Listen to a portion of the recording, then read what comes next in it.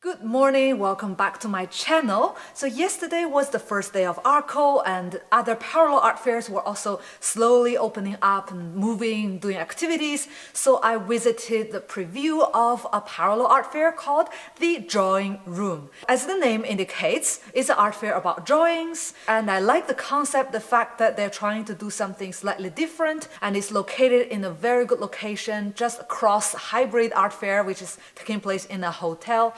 So it's like in the city center, a lot of training restaurants and pubs around. It's a lovely place. 19 galleries were present, and 3 are from overseas, 16 are from Spain. If they could bring more art galleries from overseas, I would say it will make a lot better drawing art fair. My first impression was this was in an old European style apartment, not exactly a place to hold exhibition.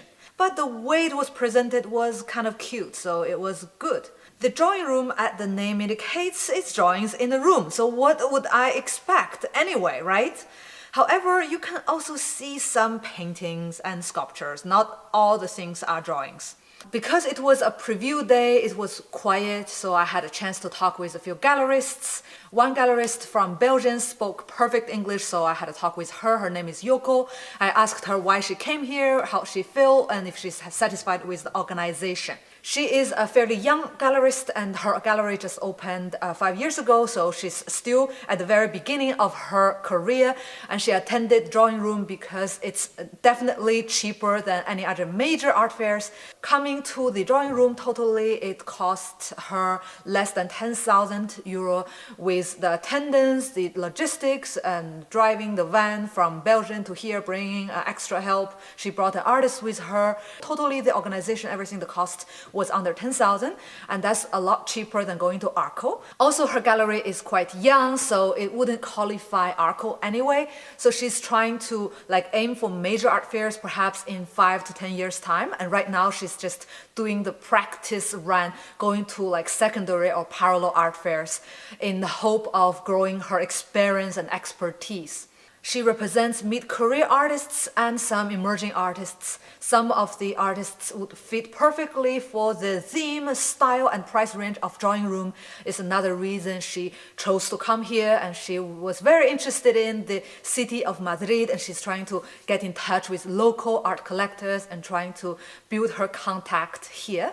It was the day before the first day of opening, so it was very early to say her satisfaction, if it has reached her expectations, because she hasn't really technically sold anything. It was just a warm up with a few local collectors, some VIP, some press. At this point in time, Yoko, the gallerist, was not sure if it's a good decision or not coming to the Drawing Room, but she pointed to things that she was kind of surprised, let's say not in a good way, about this art fair. The first thing being that she didn't realize that by saying the Drawing Room, the drawing art fair, it actually meant in a Spanish way the figurative classical drawing art fair.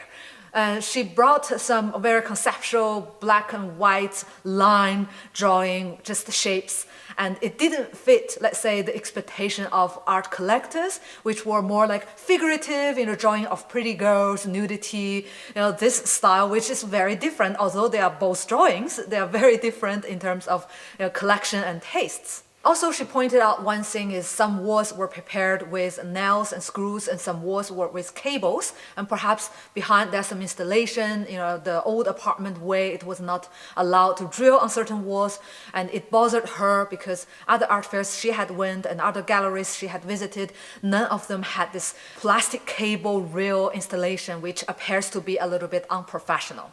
And I asked her why she didn't go to online marketplaces or sell art online so she could save the trouble, save money, and get better return on her investment. She told me the main reason being that her father was an old traditional style gallerist, and she was trained to be a traditional gallerist, which is mainly about public relations, about maintaining artists, communicating among the fixed collector base, and has very little to do with going to the online market. And she tried arts fair, she tried on her own website. She said she's lacked the expertise in terms of IT and other kind of digital marketing thinking, and she didn't see any results and she gave up. After talking with her, she is considering again going to online market, perhaps build a Shopify store when she has the time and the resources to do so.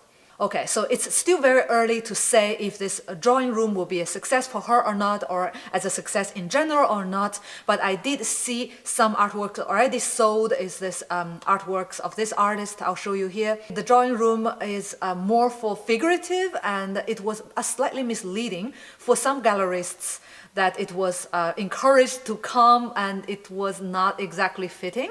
That was the main complaint.